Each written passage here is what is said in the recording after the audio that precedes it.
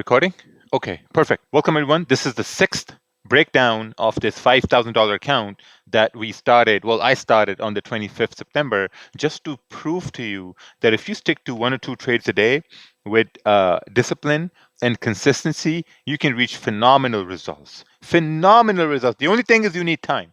Time is going to be on your side, and you have to do like certain disciplined actions consistently because they're difficult. They're difficult because they're boring, right? So if you took a look at this past week, the profits were $1,717.13.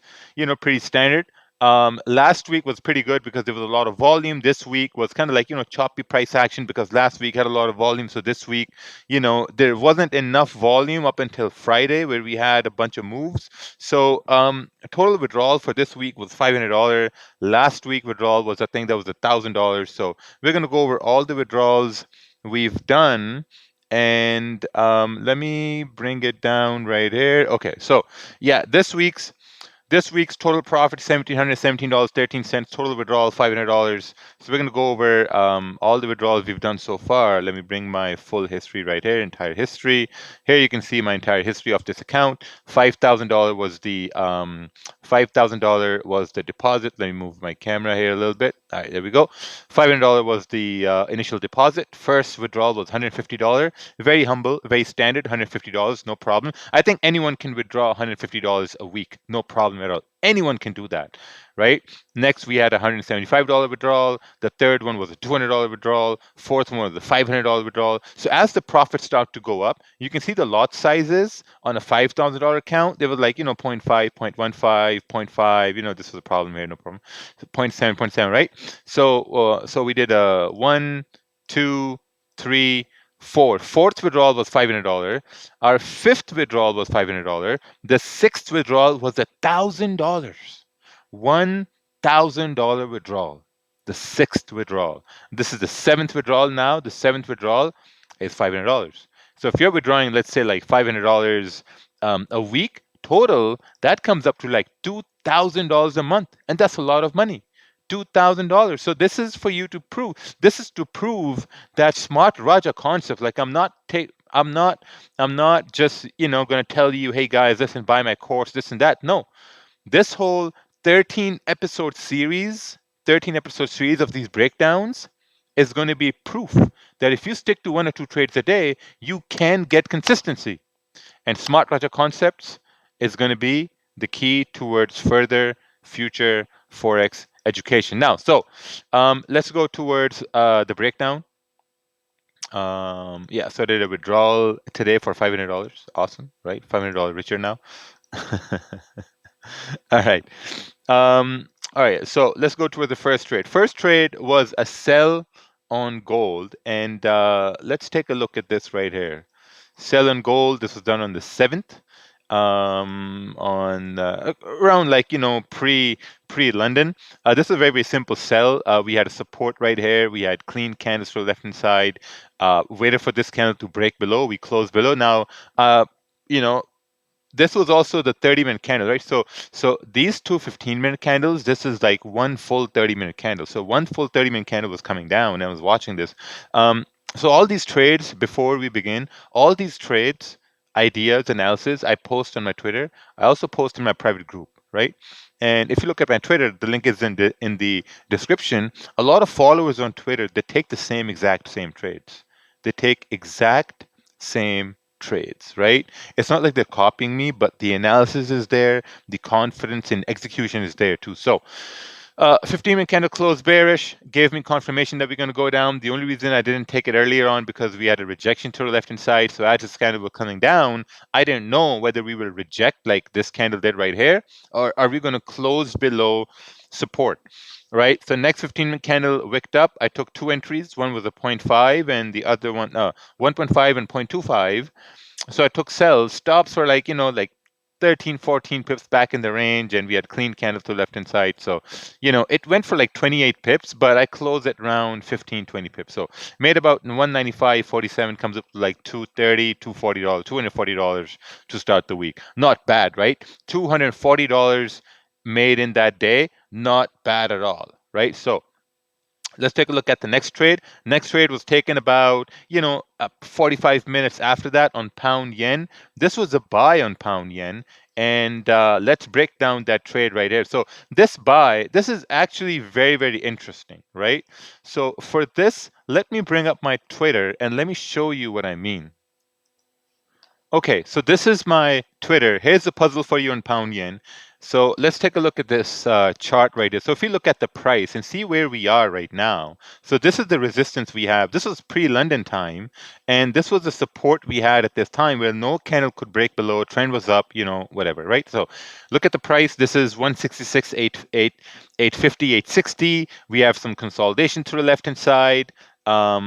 Let me remove this area right here. So we have some consolidation through left-hand side, and so basically we're anticipating price to continue to push up till 167, 800 with volume. Only volume can drive price up. So let's take a look at this right here.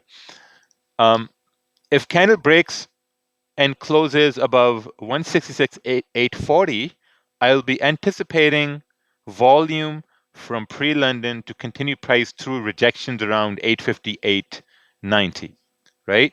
850, 890. What's the 850, 890? This one right here. 850, 890. These rejections to the left-hand side. Now, next, let's take a look at this right here together. Scroll up, scroll up, scroll up. This was a trade was taken. Look at the comments right here. And actually, let's take a look at these comments. And look at these comments, whatever. Some guy lost over there. Look, win over here. There was a right analysis, same thing right here. Same analysis this guy had here. Someone had more profits, profits right here, profits right here.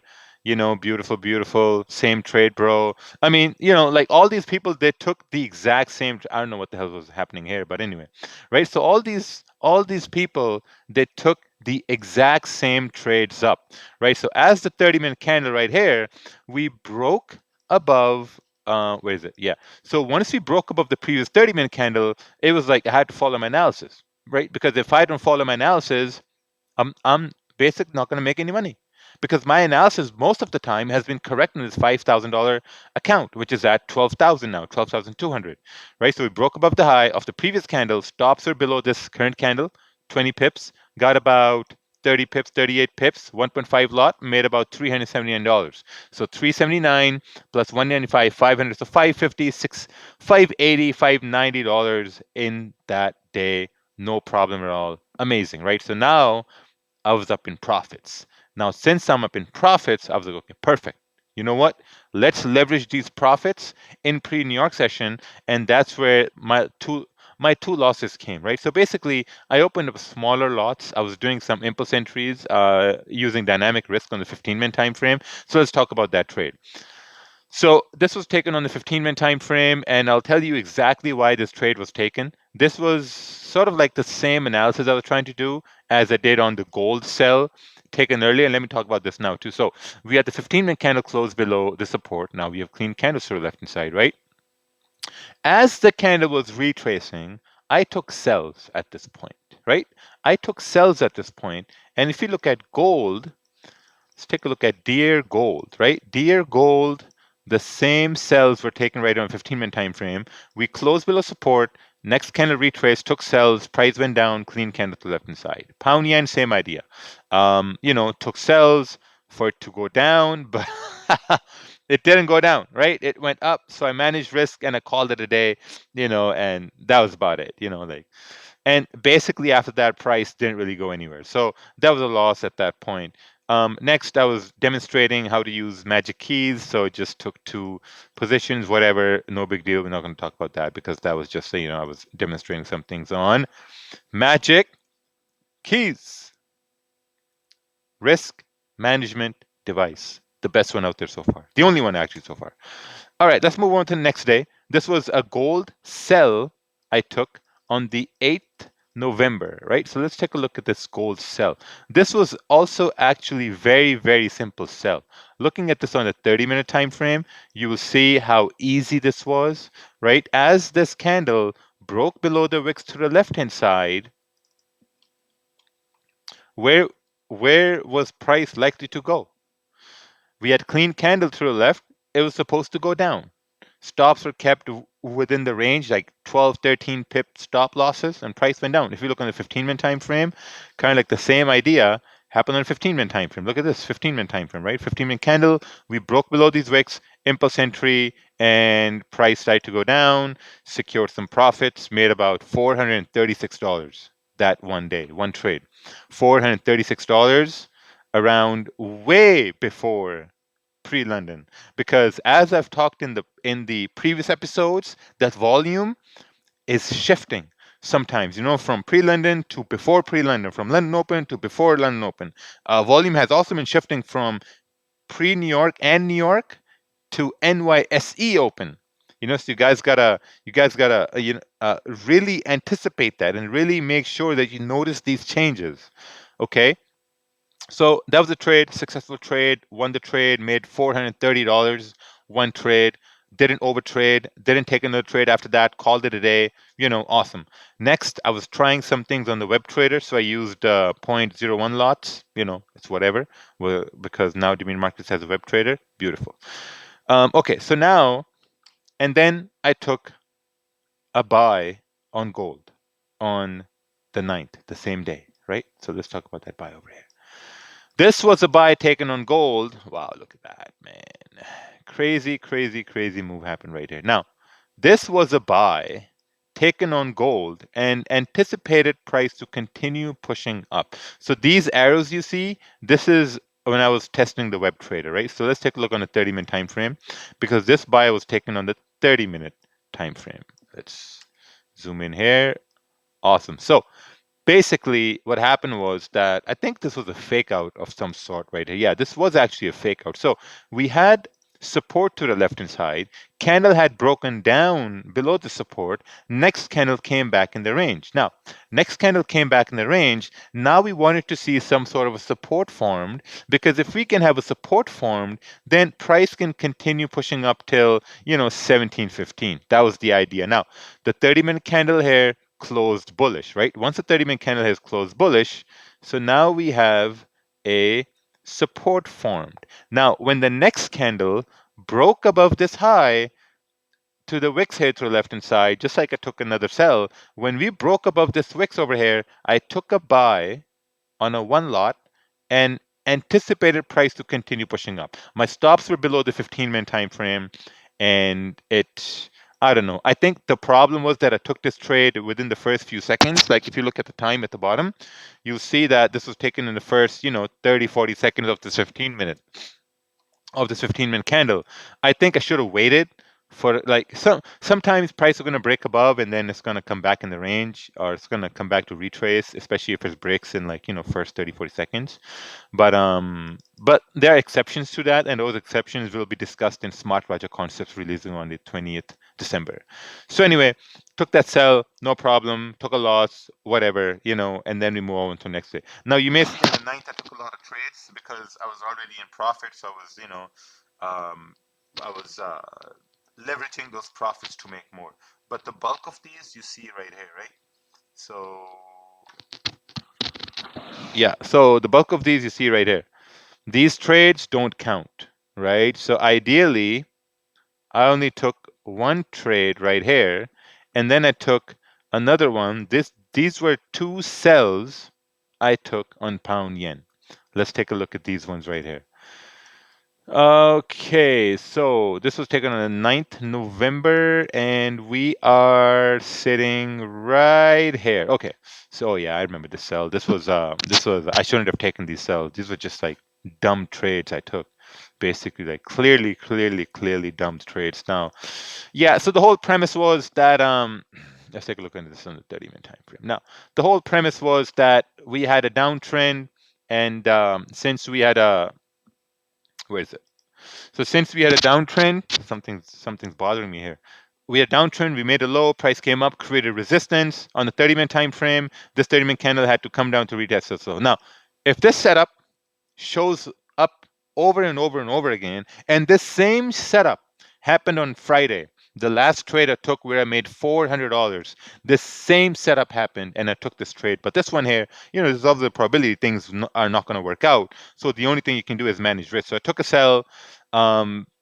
went in a little bit of a profits, and price basically, like, took a sell once we broke below this low. If you look on the 15-minute time frame here as well, right? Took a sell once we broke below the low and broke above the high, managed risk, and that's about it. We didn't really go down till after. So these were basically two trades that didn't really work out. So whatever. And then we move on to the next day.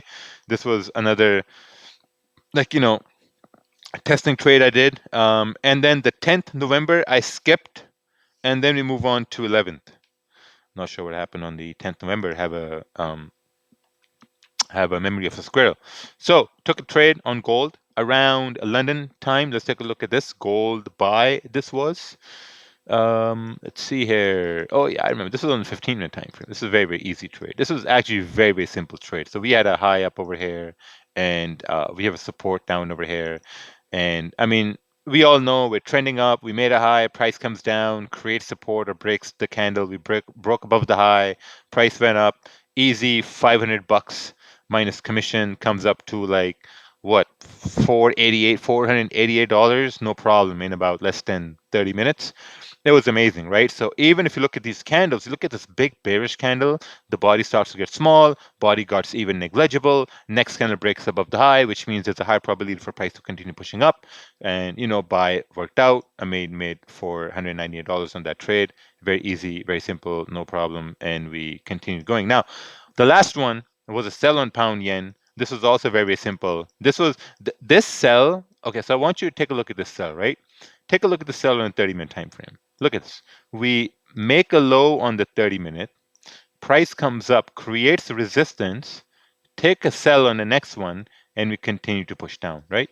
And if you look at this previous one where I lost, price comes down, make a low, comes up, creates resistance, take a sell, didn't work out, but right over here, we worked out. So made about $422. No reason to explain that trade. Very simple. I mean, and at the end of the day, made about $1,700 profit this week. So we drew $500. Now, this is the sixth episode, right? Sixth episode. You have to watch all the episodes. You have to watch, because I've done breakdowns of all these trades, and I tell my students all the time, I tell guys all the time, hey, listen, if you're going to overtrade, if you're going to take multiple trades, for you to do breakdowns, it's going to be very, very time extensive, because you're going to have to go over all the trades you've taken while overtrading, all the trades you've taken while over risking, and it's going to be a very painful process. And the reason why I'm able to do these breakdowns with ease, I mean, this is like only like 17 minutes. The reason why is because I don't take a lot of trades. And even if I do lose a trade, I can learn from my mistakes. But most of my losses now are due to the fact that maybe there wasn't enough probability for price to go in my favor, like this last trade we just saw. So, hope this helps. We're going to see you on Monday. And don't forget, Smart Hedger Concepts releasing 20th December. Link is in the bio. So, take care. Adios.